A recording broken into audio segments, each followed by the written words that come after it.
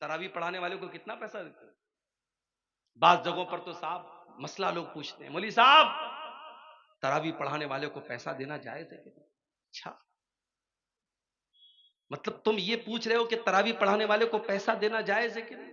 وہ بیچارہ پورے مہینے کھڑا ہو کر کے تراویح کی نماز میں قرآن پڑھا رہا اور تم اس کو چند پیسے دیتے ہو تو مسئلہ پوچھ رہے ہو کہ پیسہ دینا جائز ہے کہ نہیں؟ شرم آنی چاہیے اور چلو بھر پانی میں ڈوب مرنا چاہیے. فری ہے. جھاڑو لگانے والا بھی آپ کے محلے میں آتا ہے تو اس کی تنخواہ لیتا ہے. اے مسلمان، تو نے سب سے حقیر سمجھا ہے تو قرآن کو سمجھا ہے. قرآن پڑھنے پڑھانے والے کا اس نے پیسہ مانگ لیا تو جان نکلتی ہے تیری. پچھلے سال ایک نیوز میں نے پڑھی تھی، گجرات میں احمد آباد میں ایک حافظ صاحب نے تراویح کی نماز پڑھائی تھی. ان کو وہاں کی جو مسجد کے مصلیان تھے کسی نے خوش ہو کر کے 4 ویلر دے دی تھی. 4 ویلر کی چابی کے ساتھ حافظ صاحب کا فوٹو آیا. ہمارے یہاں تو لوگ سن کر کے صاحب بے ہوش ہو جائیں گے، ارے تراویح پڑھانے والے کو 4 ویلر مل گئی.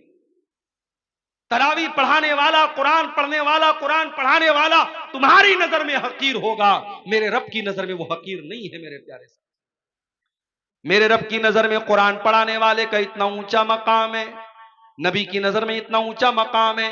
اللہ کے نبی فرماتے خیرکم من تعلم القرآن وعلمہ، تم میں سب سے بہترین انسان وہ ہے جو قرآن کو پڑھتا ہے، پڑھاتا ہے، قرآن کو سیکھتا ہے، سکھاتا ہے.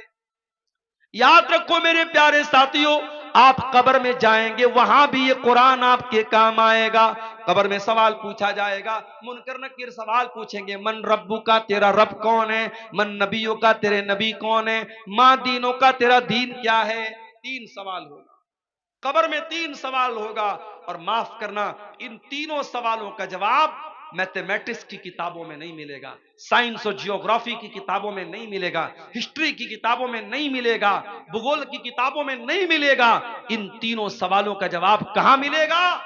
جب مومن صحیح جواب دے گا میرا رب اللہ ہے، میرے نبی محمد صلی اللہ علیہ وسلم ہے، میرا دین اسلام ہے، تو فرشتہ پوچھے گا وما یدریکا، تجھے ان تینوں سوالوں کا جواب کیسے پتا چلا؟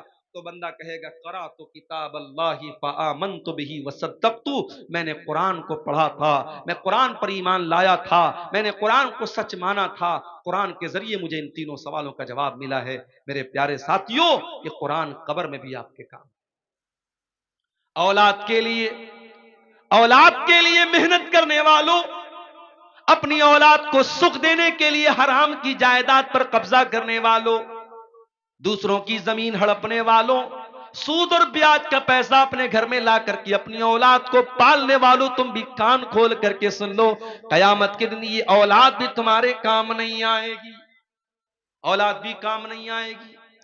قرآن کہتا ہے یوم یفر المرء من اخیہ وامہ وابیہ وصاحبتہ وبنیہ، قیامت کے دن انسان اپنی ماں کو دیکھ کر کے بھاگے گا، اپنے باپ کو دیکھ کر کے بھاگے گا، اپنی بیوی کو چھوڑ کر کے بھاگے گا، اپنے بھائی کو چھوڑ کر کے بھاگے گا، اپنی بیوی بچوں کو چھوڑ کر کے بھاگے گا، اپنی اولاد کو چھوڑ کر کے بھاگے گا. کیوں بھاگے گا؟ لِكُلِّ امْرِئٍ مِّنْهُمْ يَوْمَئِذٍ شَانٌ يُغْنِيهِ، اس لیے کہ قیامت کے دن کسی کے پاس اتنی فرصت نہیں ہوگی کہ وہ دوسرے کا حال چال لے. قیامت کے دن تو نفسی نفسی کا عالم ہوگا، ہر انسان کو اپنی پڑی ہوگی، وہاں اولاد بھی آپ کے کام نہیں آئے گی. لیکن ایک چیز قیامت کے دن بھی کام آئے گی. کون سی چیز؟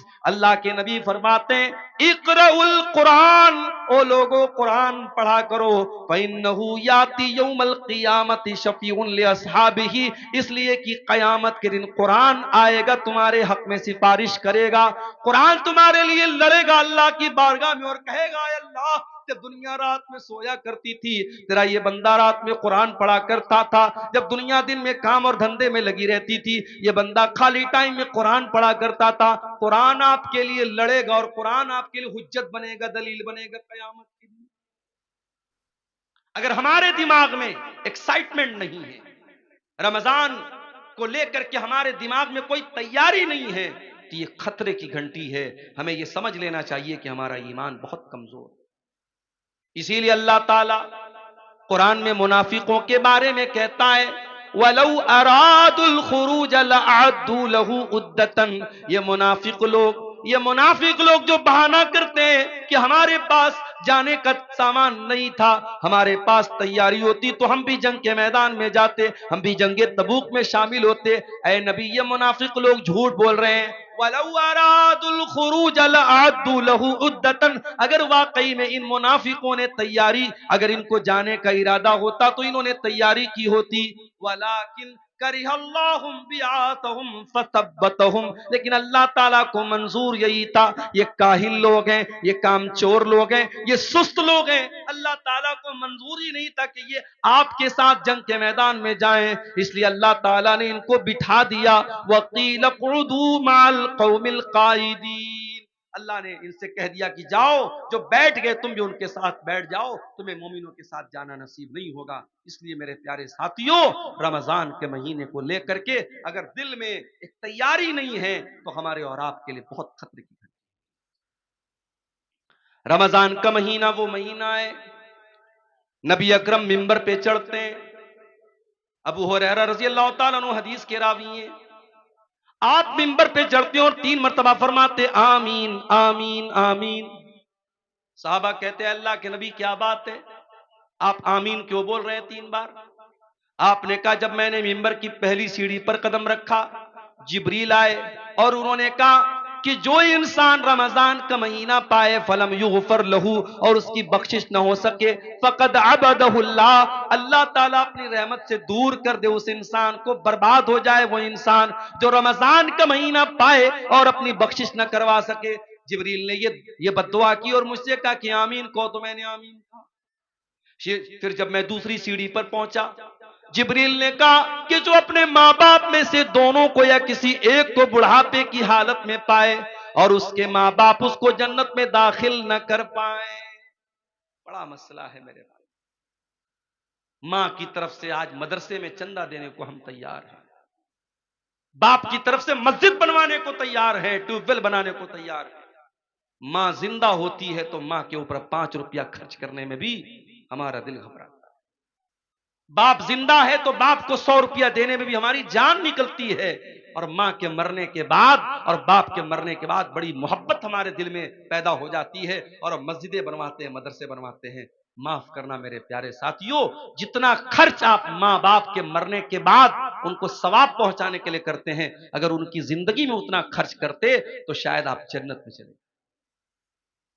ماں باپ کی قدر کرو میرے بھائیوں، ان کی زندگی میں ان کو رلانا، ان کی آنکھوں میں آنسو لانا، اور مرنے کے بعد ان کی طرف سے بڑے بڑے چندے دینا اور ان کے لیے بیٹھ کے دعائیں کرنا، ان کی قبر پہ جا کے رونا، یہ ڈھکوسلے بازی اور کچھ نہیں ہے، معاف کیجئے گا۔ ماں باپ کی زندگی میں قدر،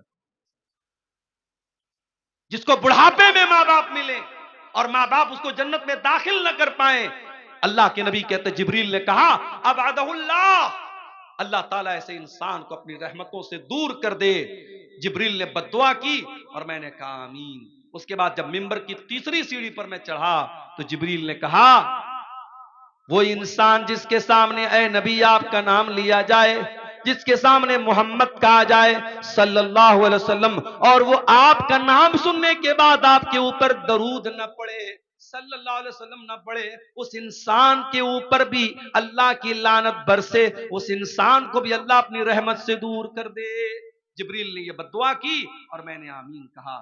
یہ 3 بد دعائیں تھیں جو فرشتوں کے سردار نے بد دعا کی تھی اور نبی نے آمین کہی تھی۔ میرے پیارے ساتھیوں، کتنا بڑا بد نصیب ہے وہ انسان جس کی زندگی میں رمضان کا مہینہ آئے اور وہ اب اللہ تعالیٰ کے ہاں اپنی بخشش نہ کرے۔ اور یہ بھی یاد رکھیے، قرآن کریم میں اللہ تعالیٰ نے اگر کسی ایک مہینے کا نام لیا ہے تو وہ بھی صرف اور صرف رمضان کا۔ مہینے تو 12 ہیں مگر اللہ نے صرف ایک مہینے کا نام لیا ہے اور وہ مہینہ رمضان کا مہینہ ہے۔ اور جب اللہ نے رمضان کے مہینے کا نام لیا قرآن کے دوسرے پارے میں تو کیا کہا اللہ نے؟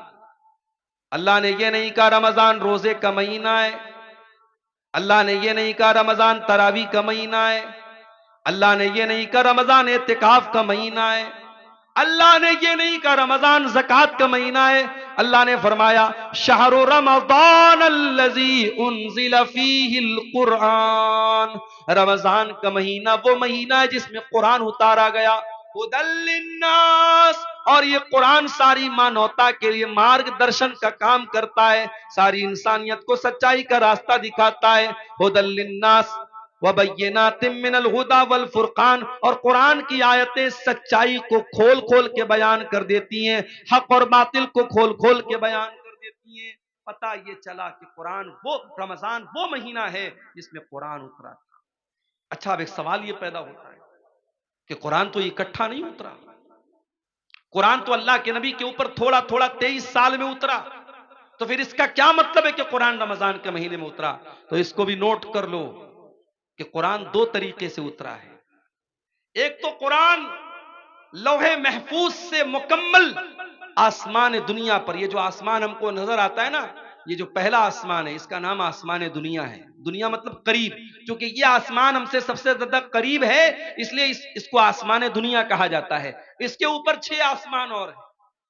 تو اللہ تعالیٰ نے لوح محفوظ سے آسمان دنیا پر جو قرآن اتارا ہے وہ رمضان کے مہینے میں اتارا ہے اپنے پیارے نبی کے اوپر، رمضان کے مہینے کی آخری عشرے کی کسی رات میں۔ اور وہ رات کون سی ہے؟ یہ وہی رات ہے جس کو لیلۃ القدر کہا گیا، اور جس کے بارے میں اللہ نے قرآن کی سورت نازل کی، اِنَّا أَنزَلْنَاهُ فِي لَيْلَةِ الْقَدْرِ وَمَا أَدْرَاكَ مَا لَيْلَةُ الْقَدْرِ لَيْلَةُ الْقَدْرِ خَيْرٌ مِّنْ أَلْفِ شَهْرٍ۔ اے میرے نبی، اس قرآن کو ہم نے لیلۃ القدر میں اتارا ہے، اور آپ کیا جانیں کہ لیلۃ القدر کیا ہے؟ لیلۃ القدر خیر من الف شہر، لیلۃ القدر تو 1000 مہینے سے بہتر ہے۔ تو ایک تو قرآن اللہ تعالیٰ کے یہاں سے آسمان پر اترا، پھر وہاں سے تھوڑا تھوڑا کر کے ہمارے نبی کے اوپر اترا ہے۔ اس لیے اللہ کہہ رہا ہے کہ رمضان کا مہینہ وہ مہینہ ہے جس میں قرآن اتارا گیا ہے۔ اور آج افسوس کی بات ہے، ہمارا وہ نوجوان جو 24 گھنٹے میں ہزاروں بار موبائل کھولتا ہے کہ واٹس ایپ پر کس کا میسج آیا، انسٹا پر کس کا میسج آیا، فیس بک کی پوسٹ کو کتنے لوگوں نے لائک کر لیا، اور انسٹاگرام کے فوٹو کو کتنے لوگوں نے لائک کر لیا، واٹس ایپ کے اسٹیٹس کو کتنے لوگوں نے دیکھ لیا، ایک ایک میسج کو پڑھتا ہے، ایک ایک لائک کو دیکھتا ہے۔ لوگوں کے لائک کی اتنی پرواہ کرنے والا انسان، شاید اتنی مرتبہ تو نے قرآن کو پڑھا ہوتا تو اللہ تجھے لائک کر دیتا، اگر تو نے قرآن سے اتنا تعلق جوڑا ہوتا تو اللہ کی نظر میں تو پسندیدہ ہو جاتا۔ میرے پیارے ساتھیوں، آپ جس سے محبت کرتے ہیں اس کے میسج کا انتظار کرتے ہیں۔ اگر آپ عبدالغفار صاحب سے محبت کرتے ہیں اور آپ نے ان کو میسج کیا ہے اور آپ کے میسج کو انہوں نے اوپن تک نہیں کیا، کھولا تک نہیں، اور آپ سے 1 سال کے بعد عبدالغفار صاحب ملے اور کہا کہ ارے یار کیا حال چال ہے، دوستی کا آپ کو جو ہے دم بھرنے کی کوشش کی اور دوستی کا نام لیا، تو آپ غصے میں کہیں گے کہ ارے بھائی جاؤ، آپ تو اتنے بڑے انسان ہیں کہ آپ نے میرا میسج تک کھول کے نہیں دیکھا، آپ کیا دوستی کی بات کرتے ہیں۔ دنیا میں ہم دیکھتے ہیں کہ دوست کا میسج آتا ہے تو ایسا نہیں ہو سکتا کہ ہم دوست بھی مانیں اور اس کا میسج اگنور کر دیں۔ میرے پیارے ساتھیوں، اللہ کا کلام اور اللہ کا میسج ہے یہ قرآن، اور یہ قرآن آج ہمارے گھروں میں گرد کھا رہا ہے، دھول اور مٹی کھا رہا ہے۔ قرآن رکھا ہوا ہے ریشم کے کپڑے میں لپیٹ کر، اس قرآن کو کبھی کھولنے کی ہم کوشش تک نہیں کرتے۔ میرے پیارے ساتھیوں، یہی وجہ ہے کہ ہمارے دل کٹھور سے کٹھور ہوتے چلے جا رہے ہیں، ہمارے دلوں پر تالے لگے ہوئے ہیں۔ دل کے تالے کو اگر کھولنا ہے تو قرآن سے اپنا تعلق جوڑ لو میرے پیارے ساتھیوں۔ قرآن کہتا فَلَا يَتَدَبَّرُونَ الْقُرْآنَ مَا لَا قُلُوبٍ أَقْفَالُهَا، تم قرآن کے اوپر غور کیوں نہیں کرتے؟ کہیں ایسا تو نہیں تمہارے دلوں کے اوپر تالے لگے ہوئے ہیں، کہیں ایسا تو نہیں کہ تمہارے دل لاک ہو چکے، تمہارے دل کا پاسورڈ قرآن ہے، تمہارے دل کا پیٹرن کوڈ قرآن ہے، تمہارے دل کے لاک کو ان لاک کرنے کا طریقہ قرآن کے اندر غور کرنا ہے۔ جب تم قرآن کے اوپر غور کرو گے تو تمہارے دل کا لاک کھل جائے گا۔ ہمارے دل کی کیا حیثیت ہے؟ قرآن تو وہ کتاب ہے، اللہ کہتا ہے لو انزلنا ھذا القرآن علی جبل، اس قرآن کو ہم نے کسی پہاڑ کے اوپر بھی اتارا ہوتا، لرأیتہ خاشعا متصدعا، تو تم دیکھتے کہ پہاڑ بھی اللہ کے خوف سے ریزہ ریزہ ہو جاتا۔